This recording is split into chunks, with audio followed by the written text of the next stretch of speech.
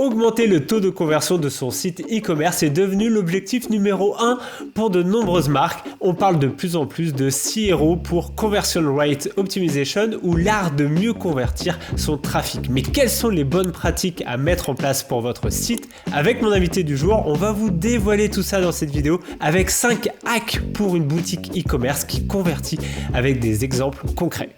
Salut, je m'appelle Benjamin, je suis le CEO de l'agence de publicité Social Desk.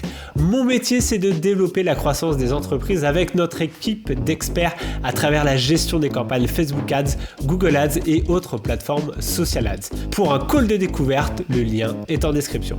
J'ai le plaisir d'accueillir Pablo, expert CRO et Chief Marketing Officer de UXIA, où tu accompagnes de belles marques comme Yopilo. Tu as également bien d'autres casquettes que tu nous présenteras rapidement. On organise aussi ensemble un bootcamp e-commerce à tout carte. Bref, salut Pablo, comment vas-tu? Écoute, ça va au top. Benji, merci de m'accueillir sur ton podcast. Ça fait hyper plaisir d'être là et je suis super content. Donc, ravi de pouvoir vous partager un maximum de best practices CRO aujourd'hui. Eh ben, c'est un plaisir partagé. On se connaît plutôt bien, Pablo. Et comme je l'ai dit, tu avais plein de casquettes.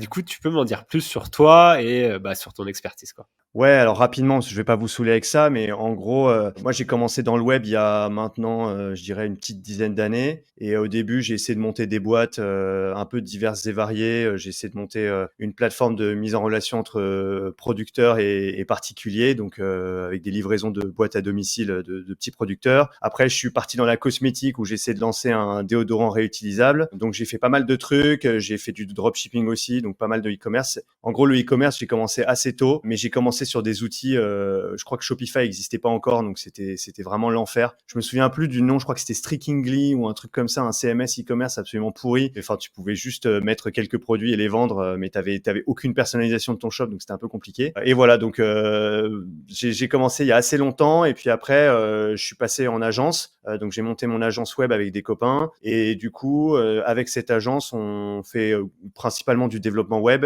et aussi on a ajouté une corde à notre arc qui est le CRO, donc l'optimisation de la conversion, on va en reparler, surtout e-commerce. Alors aujourd'hui, on fait pas que du e-commerce, maintenant on fait un peu de tout, on fait pas mal de SaaS aussi, on fait des sites vitrines, des marketplaces, etc. Mais en tout cas, aujourd'hui, sur mon T-shape, ma spécialité, c'est le CRO et donc l'optimisation de la conversion e-commerce. Bah, c'est très clair, multicasquette et du coup, je pense que tu vas nous donner plein de valeur puisque l'objet de cette vidéo, ça va être de présenter 5 hacks CRO et surtout avec des exemples concrets pour qu'on entre tout de suite dans le vif du sujet. Bah écoute Pablo, je te propose de commencer avec le premier hack qui s'appelle le shadowing. Exactement. Alors le shadowing, c'est mon hack préféré. En fait, le shadowing, c'est une spécialité qui nous vient de l'UX design, qui consiste à faire des tests utilisateurs sur des vrais utilisateurs. Donc en gros, vous allez me dire ouais, mais ok, facile ce que tu nous dis là.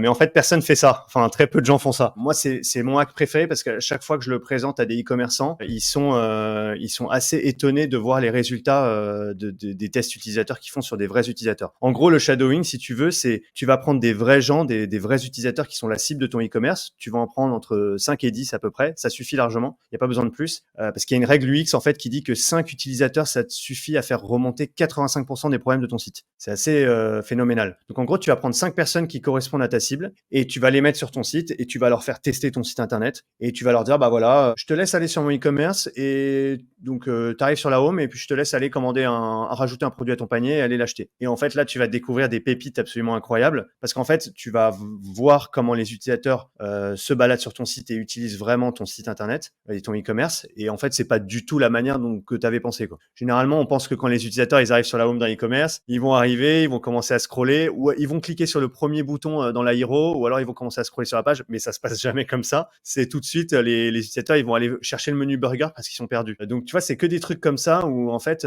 tu vas découvrir que les utilisateurs ils passent tous par là, ils cliquent pas sur ce bouton, ils comprennent pas ce passage-là. Il y a aussi autre chose que tu découvres qui fait un peu mal et ça les e-commerçants ils ont du mal à le concevoir, mais en fait les utilisateurs scrollent très peu dans une page. On dit qu'un utilisateur scrolle en moyenne maximum 3 écrans sur une page. Donc t'imagines, tu prends ton e-commerce, tu te mets sur ton téléphone, bien sûr sûr, on regarde que sur mobile. Desktop, ça n'existe plus, les gars. Vous ne regardez plus votre e-commerce sur desktop. Donc, tu regardes sur mobile et en fait, tu scrolles 3 fois sur mobile et tu te rends compte qu'en fait, la majorité des utilisateurs sur ta home, ils voient juste la première section et puis ils voient quelques produits, quoi. Mais toutes les sections où tu t'es fait chier en dessous à faire des beaux avis clients, à faire une explication sur le fondateur, à faire ta vision, etc., personne le voit, tout le monde s'en fout. Voilà, donc en gros, les 3 écrans, c'est vraiment le max quand tu scrolles sur une page, c'est le max que les utilisateurs vont voir. Donc, il faut vraiment penser ces 3 premiers écrans en fonction de ce KPI-là. Et tout ça pour vous dire que du coup, le shadowing, c'est hyper important parce que c'est là où vous allez vous apercevoir de tous ces petits points et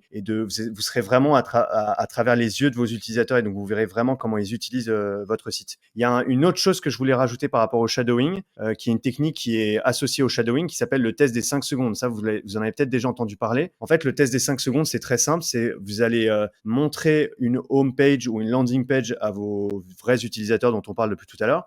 Vous allez leur montrer donc la page. D'ailleurs, vous pouvez commencer le shadowing par ça. Vous leur montrez la home pendant 5 secondes. Alors, généralement, on fait plus 10 secondes. On appelle ça le test des 5 secondes, mais c'est plutôt 10 secondes. Vous leur montrez la home pendant 10 secondes. Vous masquez la home et là, vous leur demandez, vous leur posez des questions sur qu'est-ce qu'ils ont compris de ce que vous vendez, à leur avis, à qui ça s'adresse, etc., etc. Donc, en gros, les questions que vous allez pouvoir poser, c'est par exemple, selon toi, qu'est-ce que la marque propose, vend? Donc, en fait, l'utilisateur, il doit comprendre clairement ce que la marque propose, que ce soit en termes de gamme de produits proposés, de bénéfices, de problèmes résolus, etc.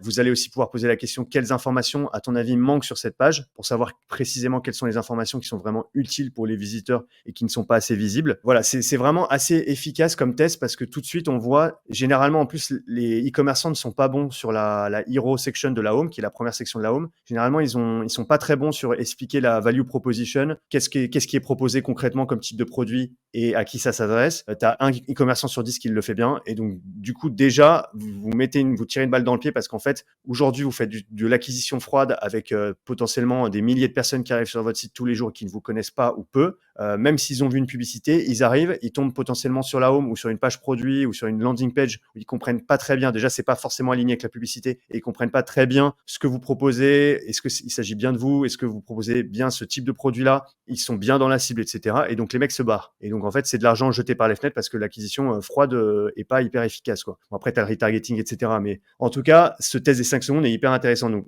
il faut commencer par ce test des 5 secondes pour vérifier que le haut de la page, on adresse le bon message à la bonne audience et que la personne qui arrive, elle voit qu'elle est au bon endroit et qu'elle ne s'est pas plantée. Et ensuite, vous démarrez une session de shadowing où là, vous prenez ces utilisateurs et vous leur soumettez un objectif. Par exemple, OK, objectif, tu vas aller acheter tel produit. Et donc, il va devoir, dans toutes les catégories du site que vous avez, aller chercher le bon produit, aller sur la page en question, ajouter au panier et acheter le produit derrière. Et vous verrez qu'en fait, il y a plein de frictions sur le funnel et que l'utilisateur est un peu perdu et qu'en fait, il va pas forcément au bon endroit. Il y a un bouton qu'il n'a pas vu, il n'a pas cliqué dessus alors que c'est le bouton ajouter au panier, c'est dommage. Il faut aller dans telle catégorie, mais en fait, il est allé dans une autre, etc. Donc, pour moi, c'est vraiment le hack le plus puissant. C'est pour ça que je t'avais proposé ce hack en premier. Ça fait remonter 85% des problèmes et avec ça, vous avez déjà beaucoup de choses à régler. C'est hyper intéressant parce qu'on a très vite tendance à utiliser plein d'outils comme Hotjar où on a très vite envie de les mettre en place pour voir la data. Mais avant tout ça, on peut très simplement aller chercher 5 personnes, comme tu l'as dit, pour vraiment travailler en qualité, en profondeur avec eux sur les retours. Et je pense que c'est pas tant appliqué que ça. À mon avis, beaucoup de personnes ont tendance à tout de suite mettre des outils comme Hotjar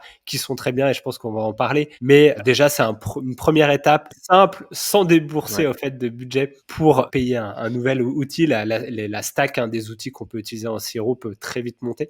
Donc là, c'est juste du temps et avec des personnes avec qui travailler, quoi. Exactement. Non, c'est le quick win le plus intéressant. Donc, pour ça qu'il était en premier. Eh ben, c'est un très bon quick win, je trouve. Le hack numéro 2 aussi m'a interpellé parce qu'on va parler du calcul de 2,5. Alors, je ne connaissais pas avant qu'on en parle, donc vraiment, je suis curieux de l'explication. Alors là, je vous livre une de mes recettes secrètes, donc Benji, c'est vraiment pour toi, hein, mais vous le gardez pour vous, les amis. Pour moi et les quelques centaines de personnes qui vont regarder la vidéo.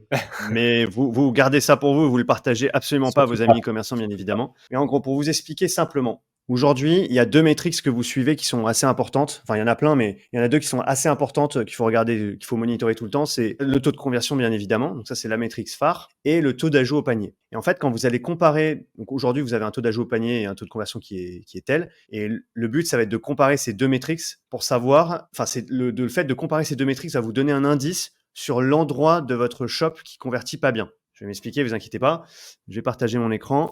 Donc en gros, là, je prends le Shopify d'un client pour vous montrer du coup à quel calcul en fait de quel calcul on parle. Le calcul du 2,5, il est très simple. Ce que vous faites, c'est que vous prenez votre taux d'ajout au panier.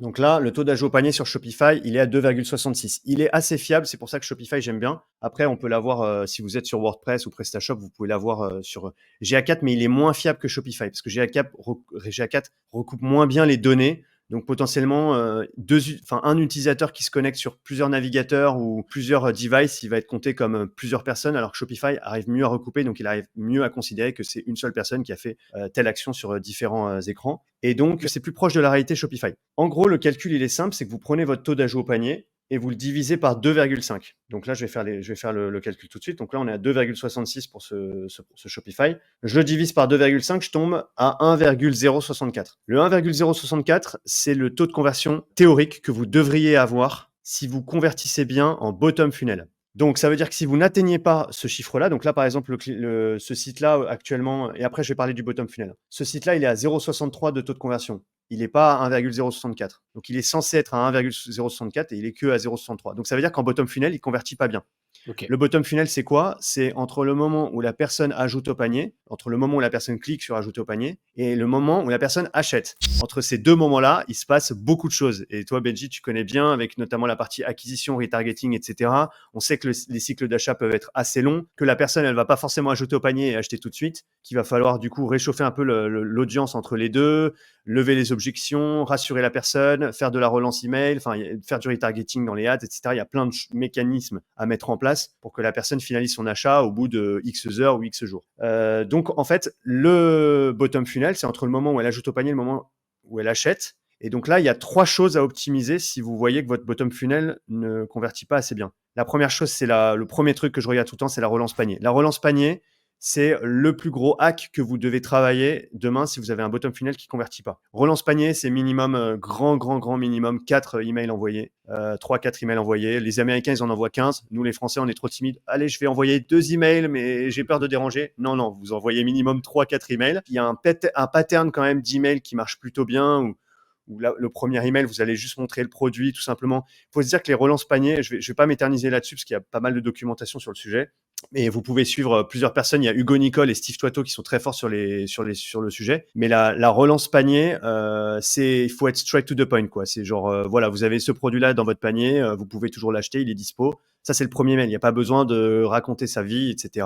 Puis après, il y a plein d'optimisations à faire. Il faut remonter les CTA dans les emails. Il faut bien afficher les produits. Il faut faire des emails simples. Il faut enlever les sorties comme les liens vers les réseaux sociaux. On s'en fout. Il faut les virer. Enfin, voilà. Il y a plein de best practices à mettre en place sur la relance panier qui va faire que vous allez du coup améliorer votre bottom funnel et donc vous aurez ce calcul qui va s'améliorer du 2,5. Donc la relance panier, c'est le premier. Le deuxième, c'est le retargeting. Donc ça, vous avez Benjamin qui est là pour ça et qui vous fait un retargeting en béton armé. Et ça, il y a plein de choses à mettre en place pour que ça fonctionne bien et que derrière, vous ayez une campagne qui soit performante. Et la troisième chose, bien évidemment, c'est le slide cart et le checkout. Le slide cart, on verra après avec des exemples, c'est le petit panier. Quand on t'ajoute au panier, c'est le panier qui apparaît sur la droite, qui glisse comme ça sur mobile. Et bien sûr, le checkout. Alors, généralement, le checkout sur Shopify, il est plutôt bien optimisé, donc ça va. Il y a quand même des petits trucs à faire, mais ça va. Et le slide cart, en revanche, il y a souvent des marges de progression. Donc, en gros, pour résumer, ce calcul du 2,5, c'est si vous atteignez pas le taux de conversion théorique, vous avez un problème en bottom funnel, et donc c'est le bottom funnel qu'il faut travailler. En revanche, si vous atteignez ce taux de conversion théorique, c'est-à-dire que quand vous faites votre taux d'ajout au panier divisé par 2,5, vous arrivez à un taux de conversion que vous avez actuellement. À ce moment-là, le problème est en top funnel. Et donc là, il va falloir travailler la home, page produit, page catégorie, article de blog en priorité. Et donc là, il y a plein de choses à mettre en place. On verra peut-être des exemples dans d'autres hacks. Mais en tout cas, ce hack, il est hyper puissant parce qu'en fait, en 30 secondes, tu identifies où est la grosse faiblesse de ton e-commerce. Et juste pour finir sur le sujet, ce chiffre n'est pas sorti du chapeau. Il y a pas mal d'agences CRO qui l'utilisent, notamment aux États-Unis. C'est basé sur 2 métriques assez connues en CRO. La première, c'est que tu as en moyenne 70% d'abandon de panier dans ton bottom funnel. C'est des chiffres que vous pouvez vérifier dans plein d'études. Et le deuxième chiffre, c'est qu'avec une bonne relance panier, tu récupères, et avec un bon retargeting, tu es censé récupérer 15% à peu près des abandons de panier. Donc en fait, quand tu relis le 15 et le 70%, ça te fait un 2,5 entre le taux d'ajout au panier et le taux de conversion. C'est une question que beaucoup aujourd'hui d'e-commerçants se posent. À quel niveau je dois porter mes efforts finalement pour optimiser mes ventes? Est-ce que nous, on est aussi aux premières loges? Est-ce que c'est au niveau des ads qui sont pas assez performantes? Ça peut être aussi le cas.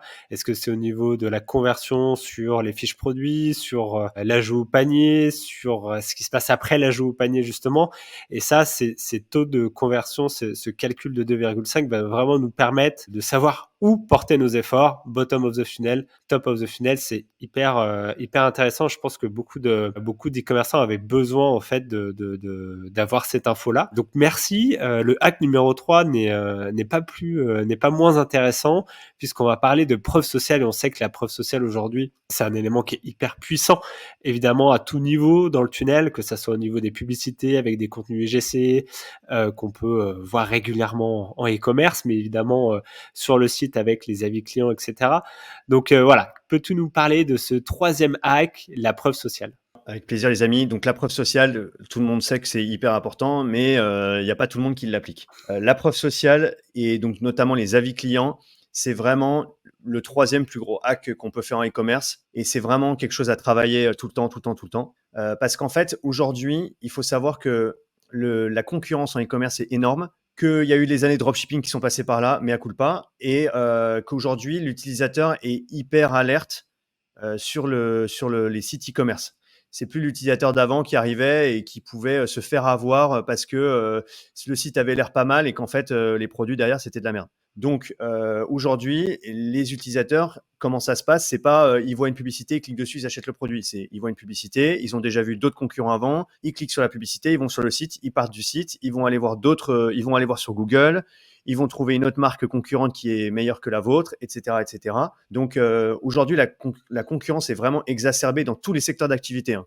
Après, il y a quelques secteurs d'activité, il y a quelques niches qui sont encore intéressantes, mais globalement, toutes les D2C qui se lancent en e-commerce, ils n'ont pas révolutionné l'eau chaude, ils n'ont pas inventé l'eau chaude, donc ils ont plein de concurrents déjà sur le marché, et du coup, il va falloir se différencier. Qu'est-ce qui fait qu'on se différencie? Bien évidemment, il y a tout l'aspect du branding, la marque, le tone of voice, comment vous vous positionnez par rapport à vos concurrents, vos produits. Enfin, il y a plein de choses qui rentrent en compte, vos valeurs, vos armes face à vos concurrents, etc., etc. Mais il y a un autre truc qui est hyper important et aujourd'hui qui est en fait obligatoire, c'est la preuve sociale et tout ce qui est avis client. C'est-à-dire que les utilisateurs aujourd'hui, ils arrivent sur un site, s'il n'y a pas d'avis client ou il y a peu d'avis client, ils se barrent et ils ne reviendront pas sur votre site. Donc, moi, je dis souvent, je parle à des e-commerçants qui lancent leur e-commerce ou qui ont fait des campagnes Ulule qui ont plutôt bien marché. Et donc, du coup, ils ont déjà une bonne base de données de clients. Mais en fait, il n'y a aucun avis sur le site. Et le premier truc que je leur dis, c'est attendez, avant de mettre votre site en ligne, il faut déjà qu'il y ait au moins, mais grand minimum, une centaine d'avis sur votre site, en fait. C'est juste plus possible de lancer un e-commerce sans des avis. Donc, vous pouvez le faire, mais vous aurez un taux de conversion pas ouf. Et puis, vous allez payer des ads avec un ROAS qui sera pas ouf et ça sera compliqué et vous allez galérer la première année. Donc, moi, ce que je vous conseille vraiment, c'est de mettre des avis dans tous les sens, mais vraiment dans tous les sens. Il faut avoir une section avis sur la home. Écoutez, ce qu'on va faire, c'est qu'on va regarder des exemples, mais il faut une section d'avis sur la home. Je sais que c'est Horace qui sont assez forts là-dessus. Je crois qu'ils ont une section avis en troisième. Justement, eux, ils respectent les trois écrans. C'est-à-dire qu'ils ont mis la section avis en troisième écran. Donc, comme ça, on est tout de suite rassuré. On se dit, OK, je mets pas les pieds n'importe où. Je vois qu'il y a 50 000 personnes qui ont déjà acheté un produit. Et donc, c'est du solide. Et donc, je vais voir un peu plus loin. Des avis produits sur la home, des avis produits, bien sûr, sur les vignettes produits, sur les pages catégories. Et bien évidemment, et ça, je vais vous montrer des exemples, des avis clients sur la page produit, mais il faut en mettre absolument partout. Et ça, vraiment, là, vous êtes en train de vous dire, mais le mec, il se fout de ma gueule, je connais ça, mais en fait, il y a encore trop de e-commerçants qui négligent cette partie-là et c'est vraiment dommage. C'est comme toujours en fait, hein, il y a ce qu'on sait et ce qu'il faut faire et ce que les gens font Ouais. plutôt. Donc on a beau savoir qu'il faut mettre des avis clients, c'est pas très bien appliqué. L'exécution, c'est la clé hein, aujourd'hui en e-commerce. Donc là, on va avoir des exemples concrets. Exactement. Et c'est pas compliqué, franchement. Si vous voyez, vous lancez votre e-commerce, vous êtes débutant, vous mettez une application d'avis style Judge Me ou Trustpilot. Bon, Trustpilot c'est un peu cher, mais vous mettez Judge Me ou vous prenez juste les avis de base de votre template et vous pouvez tout simplement demander à vos potes, à vos familles, à vos amis ou même à une première base de données clients déjà de mettre des avis en échange d'un code promo ou autre. Et limite là, il faut y aller à la main, quoi. Si vous êtes vraiment au lancement de votre e-commerce, vous y allez à la main, vous envoyez des emails, vous appelez, enfin. Le but, c'est d'aller chercher une centaine d'avis. C'est chiant, mais il faut le faire. Et donc là, je montre quelques exemples. Donc en gros, là, on prend l'exemple de Crème Paris. Ils sont hyper forts sur la partie CRO. Déjà, bien évidemment, on met les avis en haut de la page. Enfin, ça, j'ai même plus besoin de le dire. Les avis ici sont cliquables et ça renvoie vers la section un peu plus bas sur la page. Là, ce qu'ils auraient peut-être pu faire, c'est souligner le 215 avis et ils auraient pu rajouter entre parenthèses la moyenne qu'ils ont. Donc là, ils sont à 4,5 sur 5 de moyenne. C'est toujours intéressant de le rajouter, mais ça va, c'est pas mal. Mais en tout cas, il faudrait là qu'ils mettent un petit truc souligné un petit indice visuel pour qu'on montre que c'est cliquable.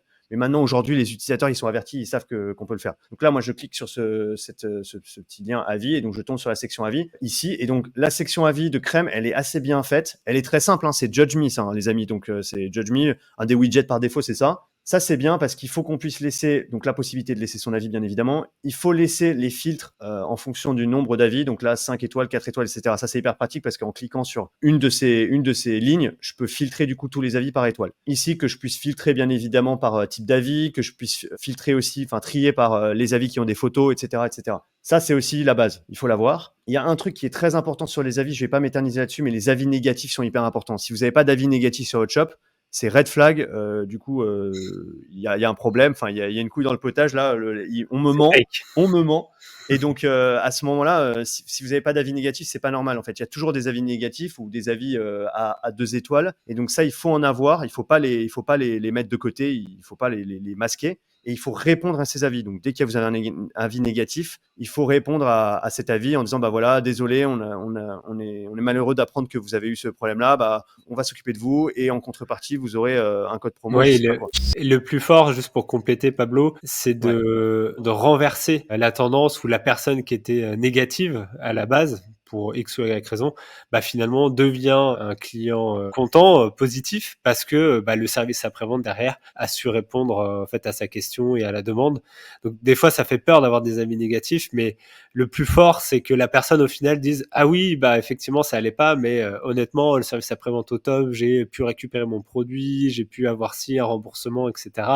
Et là, ça devient même encore plus fort qu'un avis positif à la base, quoi. Exactement. Et en plus, l'avis négatif est hyper important parce que pour la petite anecdote, hein, sur certains clients, quand on fait du Hotjar, on se rend compte que cette petite ligne-là des avis négatifs, elle est hyper cliquée et moins les autres. Quand en fait, les utilisateurs, ils ont vraiment besoin de voir les avis négatifs pour se faire une idée de quelle est la réalité derrière, en fait. Est-ce que vraiment ce produit, il tient ses engagements? Est-ce qu'il y a des soucis de livraison, etc.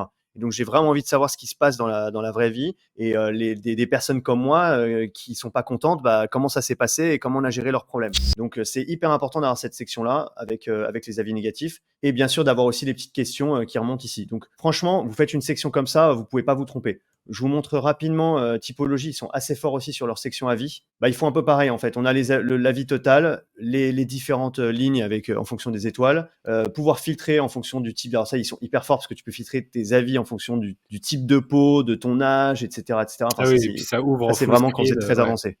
Ça, c'est par produit. Ça, c'est le Graal de faire ça, mais il faut beaucoup de volume, beaucoup de produits sur son shop. Mais idéalement, il faut tendre vers ça. Voilà. Et après, je vous montre l'exemple de Wopilo qui le font très bien. Pareil. Donc là, vous avez le nombre d'avis, pouvoir filtrer par type d'étoile. Et là, vous avez la possibilité d'écrire un avis et les détails avec les étoiles, les noms des personnes, etc. Ça, je passe là-dessus, mais bien évidemment, il faut qu'on voit le nom de la personne, d'où elle vient, le plus d'informations possible pour qu'on montre vraiment qu'il y a des vraies personnes derrière. Et en fait, juste pour finir là-dessus, je vous saoule avec cette section avis, mais en fait, je pense que c'est la deuxième section la plus importante de la page, derrière la première section, la hero, qui est hyper importante, toute cette section-là. En fait, aujourd'hui, votre page produit, il faut absolument travailler votre hero et votre page avis parce que ce sont les deux sections les plus vues et les plus consultées. Vous pouvez me dire, ouais, non, mais attends, il y a aussi d'autres sections. Genre, cette section-là, elle est hyper importante. Personne ne regarde ça. Personne ne regarde ça. Pareil, une section comme ça, les gens passent dessus, etc. Aujourd'hui, les gens, ils ont vu la publicité, donc ils sont passés sur d'autres pages, ils ont vu ce que vous faisiez, ils ont compris, etc. Maintenant, ils sont intéressés par un produit. Il faut les engager et donc répondre à leurs attentes, répondre à leurs objections, bien confirmer que c'est le type de produit qu'il leur faut et les réassurer avec la partie avis. Donc c'est pour ça que c'est vraiment crucial aujourd'hui que vous ayez. En fait, il y a même des e-commerce, pour finir là-dessus, il y a des e-commerce américains où maintenant, sur les pages produits, tu n'as plus que 3 sections. Tu as la hero, tu as la section avis et tu as la FAQ, qui est quand même intéressante. et tu n'as plus rien d'autre à côté. C'est vraiment ce qui intéresse les utilisateurs aujourd'hui. Peut-être avant de passer à la prochaine section, est-ce que tu peux, pour ceux qui n'ont pas le terme bien en tête, définir un peu ce que veut dire hero, la section hero? Est-ce que c'est voilà, le prix avec les visuels produits, la petite description, le CTA pour l'ajouter au panier? C'est ça. C'est en fait la hero section, c'est sur toutes les pages, hein, sur la home, sur la page catégorie, etc., ou sur une LP. C'est vraiment la première section qui va être visible au-dessus de la ligne de flottaison. Et donc c'est la section la plus importante parce que tu vas avoir beaucoup de personnes qui vont arriver là et potentiellement c'est là où tu vas donner envie à l'utilisateur de faire une action ou de scroller. Donc cette section elle est clé, il faut qu'il y ait vraiment toutes les informations. En fait, il faut que la personne elle arrive sur cette section et qu'elle comprenne très bien ce qui est proposé très concrètement et que ça soit en fait que la clarté elle soit vraiment à 100% quoi. Et que ça donne envie bien évidemment de scroller derrière. Donc c'est vraiment la hero, c'est cette section là qui va déterminer derrière l'engagement de la personne sur le reste de la page. Merci Pablo. Hack numéro 4, le taux de sortie. Comment calculer donc le taux de sortie et à quoi ça sert exactement? C'est un hack qui est assez intéressant parce que moi je l'ai fait sur beaucoup de e-commerce et franchement une fois sur 3, une fois sur 4, je tombe sur des pépites insoupçonnées. En fait, le taux de sortie c'est très simple. Vous pouvez le faire ça avec GA4 et peut-être d'autres outils, hein, Matomo ou autres qui permettent ça. Mais en gros avec GA4 c'est assez pratique. Vous allez dans l'onglet Explorer ici. Vous créez ensuite un rapport personnalisé. Donc, c'est les rapports, c'est genre, vous avez plusieurs cases et c'est vraiment la case de gauche. Et vous arrivez sur ce genre de rapport-là. Et donc, ce que vous allez faire, donc là, j'ai pris l'exemple d'un e-commerce où en fait, ce que vous allez faire, c'est que vous allez mettre dans dimension chemin de la page et chaîne de la requête et en métrique session, sortie, taux d'engagement. Et ensuite, vous allez mettre ici au niveau des lignes chemin de la page et ici au niveau des valeurs, session, sortie, taux d'engagement. Et en gros, ça vous donne un espèce de tableau comme ça. Ensuite, vous prenez sur là, j'ai pris sur les 30 derniers jours, mais vous pouvez prendre sur les 3 derniers mois, par exemple. Et en fait, ici, vous allez avoir un tableau avec les pages les plus vues. Donc, vous avez ici par session les pages les plus vues et, leur taux et le nombre de sorties. Et ce qui va être intéressant, et le taux d'engagement, bien sûr. Et ce qui va être intéressant, c'est de faire un export ici des données, donc sur un Google Sheet, par exemple. Et après, vous allez avoir un Google Sheet et vous allez diviser le taux de sortie. Vous allez diviser, le nombre de sorties par le nombre de sessions. Et ça va vous donner le taux de sortie. Et en gros, vous allez avoir pour les pages les plus vues de votre e-commerce, le taux de sortie. Et en gros, il faut que vous vous disiez que un taux de sortie entre 60 et 80%, c'est un taux de sortie qui est pas très bon. Donc, c'est-à-dire que la page, en gros, j'ai pas précisé le taux de sortie, ça veut dire quoi? C'est sur 100 personnes qui passent par cette page, c'est le nombre de personnes qui quittent le site par cette page. Donc, par exemple, si vous avez un taux de sortie de 60% sur une page produit, ça veut dire que sur 100 personnes qui passent sur cette page produit, il y en a 60 qui s'en vont de votre site par cette page produit. Donc, c'est vraiment des sorties, en fait. C'est des portes de sortie. Et donc, en fait, ce qui est intéressant, c'est de tout de suite analyser dans les pages les plus vues du site, quelles sont les pages qui ont des taux de sortie élevés où les gens se barrent de votre site. Et donc, ce que je disais, c'est qu'entre 60 et 80% de taux de sortie, c'est un taux de sortie qui est pas dingue. Donc, ça peut être optimisé. Et au-dessus de 80%, c'est un taux de sortie qui est nul, qui est vraiment à jeter par terre. Et du coup, il faut vraiment se concentrer sur ces pages-là. Généralement, vous allez voir, si vous faites beaucoup de SEO, vous allez voir beaucoup d'articles de blog qui remontent. Et donc, les articles de blog, avec un taux de sortie au-dessus de 80%, ça peut être normal parce que parfois, ça dépend de votre SEO. Vous pouvez avoir des articles de blog juste qui répondent à une question où l'utilisateur, il arrive, il lit votre contenu, il consomme votre contenu et il s'en va. Donc ça peut être normal d'avoir des taux de sortie élevés. Et c'est là où vous allez regarder le taux d'engagement et c'est là où vous allez essayer de voir si vous pouvez quand même engager un peu plus la personne en essayant de faire de l'opt-in sur cette page, en essayant de faire en sorte qu'elle télécharge un lead magnet ou qu'elle clique sur un bouton pour laisser son email ou autre. Donc ça, c'est le taux d'engagement que vous allez travailler. Mais parfois, dans les pages les plus vues avec des taux de sortie élevés, on a des surprises. On a des belles surprises. Parfois, on va se rendre compte que, par exemple, la page panier, ça j'ai eu le cas pour un client où on s'est rendu compte que la page panier était une des pages les plus vues avec un taux de sortie vraiment horrible. Et en fait, on s'est rendu compte que la page panier, elle n'était pas du tout travaillée. Et donc, en fait, tout de suite, on s'est dit, OK, on va mettre tous nos efforts sur la page panier. Parce que c'était la page la plus importante. Tu avais toute la relance panier qui arrivait sur cette page panier. Enfin, il y avait plein de choses qui étaient mises en place, plein de retargeting mis en place pour faire arriver les utilisateurs sur cette page-là. Et en fait, elle était oubliée, quoi. Enfin, elle n'était pas travaillée. On avait eu le cas pour un autre client où, en gros, on s'était rendu compte que il y avait une page collection qui était hyper vue, c'était tous les produits pour hommes, je crois. Et en fait, cette page collection, elle était horrible. Elle n'était pas du tout travaillée. Donc pareil, le but, c'est de concentrer ses efforts sur cette page. Donc ça, c'est un hack qui est assez intéressant parce que ça prend 1 minute à le faire. Et tout de suite, vous identifiez en fait les fuites de votre site et vous allez pouvoir concentrer vos efforts sur ces fuites principales. Là encore, tu viens de le dire, en discutant avec beaucoup d'e-commerçants, souvent ils vont nous dire: «Je comprends pas, ça vend moins, ça convertit pas» et en fait, on a tous le besoin de savoir où porter nos premiers efforts. Et évidemment, il faut tout optimiser, les ads, la fiche produit, la page panier, les modes de paiement, faut tout optimiser tout le temps. Mais il y a peut-être des priorités et pour connaître ces priorités, le taux de sortie, c'est un bon indicateur pour en tout cas travailler sur ce premier élément pour optimiser son site. Ouais. Exactement. Et juste un truc que j'ai oublié de vous dire, mais tout à l'heure on parlait de Hotjar. Et en fait, Hotjar, c'est là où ça devient intéressant comme outil, c'est que Hotjar, c'est pour de l'analyse vraiment micro. C'est pas un outil effectivement que tu installes où tu vas le faire tourner, puis après tu vas te taper toutes les vidéos et tu vas regarder tous les heatmaps, etc. Et tu vas dire, bon, je regarde un peu, je tire à vue et je regarde ce qu'il y a. Hotjar, c'est un outil qui va permettre de valider des hypothèses. En gros, avec le taux de sortie, avec le calcul du 2,5 dont on a parlé tout à l'heure, et plein d'autres user research que vous allez faire à côté, avec le shadowing notamment, ou d'autres choses, ça va vous donner des indices sur des fuites sur votre site, sur des trucs qui vont pas sur votre site. Et en fait, Hotjar va permettre d'infirmer ou de confirmer certaines hypothèses. Donc en gros, je vous donne un exemple, vous vous rendez compte que votre bottom funnel convertit pas bien, il y a un problème entre le moment où les gens ajoutent au panier et les gens achètent, pourtant vous avez une relance panier qui fonctionne bien, vous travaillez avec Benjamin, donc vous avez un retargeting de fou furieux. Mais voilà, il y a un souci sur le panier et sur le checkout. Et donc du coup, Hotjar, c'est là où ça va être intéressant, c'est qu'il va vous montrer, parce que Hotjar, c'est un outil qui vous montre des vidéos de vrais utilisateurs qui utilisent votre site. Et d'ailleurs, quand vous utilisez Hotjar, vous avez plein de belles surprises que vous faites. Vous mettez à la place de vos utilisateurs et vous vous rendez compte qu'ils utilisent ça d'une manière insoupçonnée. Et c'est là où vous allez voir qu'il y a des soucis et que les utilisateurs, ils butent sur tel truc, qu'il y a tel bouton qui marche pas, que en fait, il y a le code promo est trop mis en avant et donc ils ont le FOMO de se dire, ah mais mince, j'ai loupé un code promo quelque part sur le site. Il y a plein de choses en fait qui peuvent arriver que vous ne soupçonnez pas et que Hotjar va vous révéler. Et c'est là où ça devient intéressant. Donc, c'est vraiment pour l'analyse micro, quand vous avez émis des hypothèses, de pouvoir les valider ou pas. Merci, en tout cas, c'est hyper intéressant, je pense, de connaître tout ça, en tout cas, de bien l'avoir en tête pour identifier les portes de sortie de votre site. Dernier hack, le numéro 5, la guidance optimisée, où on va parler plutôt de navigation sur le site. C'est ça. Exactement. Alors, c'est vrai que le terme, il fait un petit peu peur.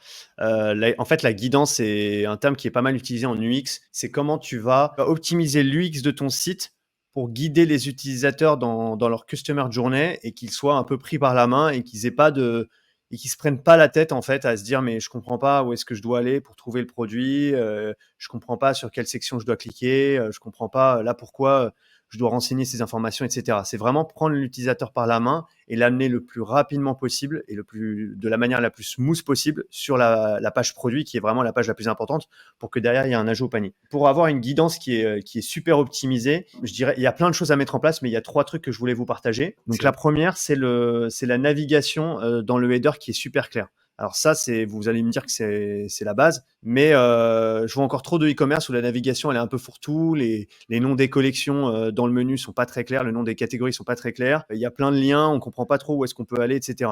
Et notamment, la difficulté, elle arrive quand vous êtes un e-commerce qui commence à avoir beaucoup de produits avec beaucoup de catégories de produits. Vous pouvez avoir un méga menu qui devient un peu un enfer, et si vous faites pas ça bien, du coup, les utilisateurs sont perdus. Donc, une guidance optimisée au niveau de la navigation, c'est d'abord un header, un menu burger qui est super clair. Et comme je vous disais tout à l'heure, attendez, je vais juste partager mon écran. Généralement, les utilisateurs sur mobile, ils arrivent sur la home ou sur une autre page et tout de suite, ils vont dans le menu burger. Donc, il faut vraiment que votre menu soit hyper bien optimisé. Donc, Dijo, je sais qu'en plus, c'est un de mes confrères qui a bossé sur le site et c'est hyper bien fichu. Eux, vous voyez, ils ont bossé leur navigation, mais comme des fous furieux. On n'est pas sur un menu où il y a juste des petits liens comme ça et puis après, vous vous débrouillez. On a vraiment un truc qui est bien foutu parce qu'on a en fait une séparation entre déjà les collections de produits et ici les liens un peu secondaires. Donc ça, c'est hyper malin déjà. Donc déjà tout de suite, on voit qu'il y a le focus qui est mis sur ces liens-là et qu'après, en dessous, on a des liens un peu moins importants. Ici, on a le diagnostic qui est mis en avant. Donc ça, je vais vous en reparler après, mais c'est hyper intéressant. Et je sais d'ailleurs de qui ils se sont inspirés et c'est super malin d'avoir fait ça. Ici, consultation diététique. Et là, tout de suite, on voit les catégories de produits. Donc on a tous les produits. Donc là, c'est assez clair. On a les catégories principales et on a aussi par préoccupation. Ça, c'est hyper fort. Et ça, franchement, dans plein de secteurs d'activité, ça peut être appliqué. Pas que dans la cosmétique, mais en gros, aujourd'hui, il faut se dire que vos utilisateurs qui arrivent sur votre site, si vous commencez à avoir beaucoup de produits avec beaucoup de catégories de produits, une de vos problématiques majeures, c'est que les utilisateurs sont paumés sur votre site. Ça, vous le verrez si vous faites de la recherche utilisateur, si vous faites du shadowing, etc. Ils sont paumés, il y a trop de catégories de produits, il y a trop de produits, vous avez des produits qui se ressemblent. Du coup, là, par exemple, si vous vendez des matelas ou si vous vendez des chaises de bureau ou si vous vendez, je sais pas, il y a plein de types de produits qui peuvent vraiment se ressembler et du coup, c'est difficile de faire un choix. Et donc, la difficulté du choix, trop de choix, tu le choix, hein, comme on dit, c'est là où vous allez rencontrer une vraie problématique quand vous avez beaucoup de produits. Et donc, ça peut être intéressant, du coup, de faire par préoccupation dans le menu parce que tout de suite, moi, j'ai par exemple préoccupation fatigue, et ben, tout de suite, je vais aller voir les produits qui adressent la fatigue. Donc, déjà, je vais être sur une page catégorie où j'ai que les produits qui adressent ma problématique. Et donc, tout de suite, je suis un peu plus facilement guidé dans ma navigation. Le diagnostic, bien sûr, c'est le troisième point, j'en parlerai après, mais c'est hyper important. Donc déjà, un header qui est super optimisé avec des catégories de produits principales du site, des noms de catégories qui sont très clairs, hein. Il ne faut pas faire trop compliqué.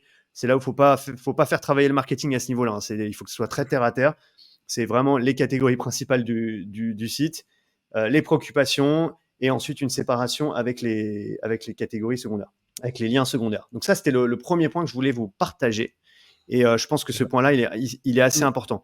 Le deuxième point, c'est un point qui n'est pas assez fait sur les e-commerce, mais qui est pourtant assez important, c'est les tags sur les vignettes produits. C'est sur Typologie, ils le font très bien. En gros, donc l'utilisateur, il a cliqué sur le menu burger, il est tombé sur la bonne page catégorie, donc voilà, il sait quel type de produit il lui faut. Maintenant, sur une page catégorie, on a un problème.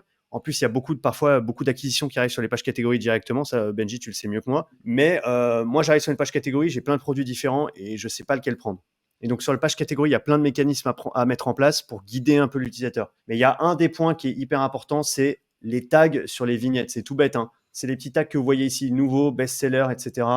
Best-seller, hydratant. Ça, c'est tout con, mais il n'y a pas tous les e-commerçants qui font ça. Et en fait, rien que ça peut vraiment guider l'utilisateur. Donc, moi, je vois best-seller. Moi, je suis à la recherche d'un best-seller. Dans ma customer journée, je suis à un niveau où, en fait, j'ai découvert la marque Typologie. Je ne sais pas vraiment ce que je veux comme produit, mais je veux juste un produit qui fonctionne et que tout le monde achète. Bah, je vais aller voir plutôt les best-sellers. J'ai des problèmes d'hydratation. Je vais plutôt aller voir les problèmes avec le tag hydratant ou read, densité, etc., etc. Donc, ça, c'est hyper intéressant d'avoir déjà des tags comme ça. On peut mettre plusieurs tags sur les vignettes produits. Là, c'est le tag nouveau. Enfin, voilà, il y a plein de choses à mettre en place comme ça. Pour qu'on soit un peu guidé. Et d'ailleurs, ce tag, normalement, on le retrouve ici sur la page produit. Donc, comme ça, on voit qu'on atterrit au bon endroit. Et ça, c'est quelque chose qui est assez intéressant. Et quand vous avez une page catégorie avec beaucoup de produits, ça devient vraiment obligatoire de mettre ces tags-là.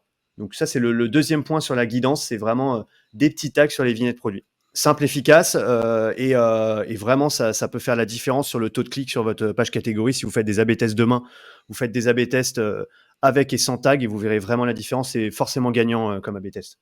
Et le troisième point, c'est le plus pour moi, c'est vraiment le truc que tout le monde devrait faire et pourtant très peu de e-commerce en font en France aujourd'hui, c'est le diagnostic, le fameux diagnostic, le quiz. Donc on l'avait vu sur Dijo, eux ils le font bien. Donc le diagnostic en 5 minutes où en gros, quand vous êtes perdu sur un site et vous ne savez pas vraiment quel produit il vous faut, vous avez à disposition le diagnostic qui va vous guider un peu, donc il va vous poser quelques questions. Vous voyez ce que c'est, hein, vous avez quelques questions à répondre et ensuite vous tombez sur une page personnalisée avec le produit qu'il vous faut. Et généralement, les diagnostics, c'est du x6 sur la conversion.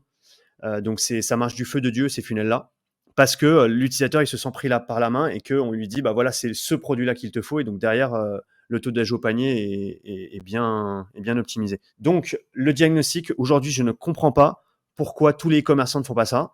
Et franchement, ça peut s'adapter à tout type de e-commerce. Je prends l'exemple des matelas. D'ailleurs, je me demande si Teddy Bear, ils n'ont pas un diagnostic. Mais non, ils ont peut-être un comparatif, mais pas un diagnostic. Mais en gros, je sais pas quel matelas il me faut. Je sais que j'achète un nouveau matelas. J'ai le budget pour. Je suis prêt à acheter vraiment un truc qu'il me faut. J'ai des problèmes de dos. Je vis avec une autre personne. J'ai plein d'autres problématiques que les autres n'ont pas forcément. Et du coup, bah, j'aimerais bien que Teddy Bear me donne le matelas qu'il me faut. Et ben, le diagnostic, c'est l'arme parfaite pour ça. C'est-à-dire que je vais répondre à toutes ces questions-là. Et là, le e-commerce va me proposer tel matelas en me disant, bah, voilà, c'est tel produit qu'il vous faut. Voilà pourquoi il est meilleur que les autres sur notre shop.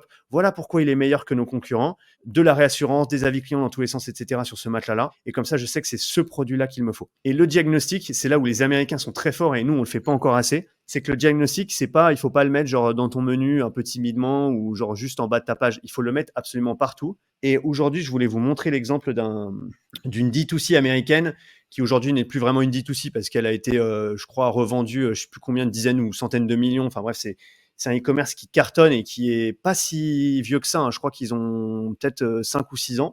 Et eux, bon après c'est les States, hein, c'est un autre level, mais eux, ils ont fait un truc, mais un e-commerce de bon. Déjà, ils ont un e-commerce de fou.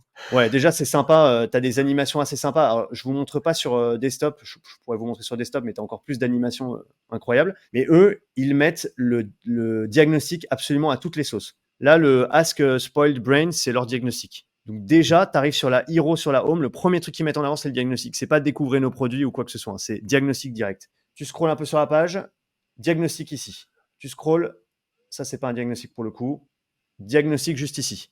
Tu vas dans le menu, premier truc, diagnostic. Tu vas, alors eux, vous voyez, c'est pareil, hein, ils ont fait un menu où il y a les catégories principales et ici, il y a plutôt les catégories, enfin les liens secondaires avec le shop by par préoccupation, donc par eye concern, skin concern, etc. Donc ils ont fait un peu la même logique. Je vais sur une page catégorie, je vous parie qu'il y a le diagnostic en haut. Voilà, diagnostic juste ici. C'est clairement mis en avant. C'est genre le truc de leur site, quoi. Et je crois que quand tu vas sur leur site, tu vas sur la page produit et là, tu as le diagnostic juste ici, tu vois. Donc en fait, s'ils le mettent vraiment partout, et ça, je vous parle d'un e-commerce qui brasse des très gros trafics, qui fait de l'A/B testing. Donc je pense que s'ils font ça, c'est qu'a priori, ça donne des résultats assez intéressants. Donc ça, pour moi, c'est vraiment le dernier hack que je voulais vous partager, c'est le diagnostic. Franchement, ça s'adapte à tous les secteurs d'activité. C'est pas compliqué à mettre en place. Il y a des applications sur Shopify qui permettent de le faire. Je pourrais te donner les noms des applications que tu pourras mettre dans la description.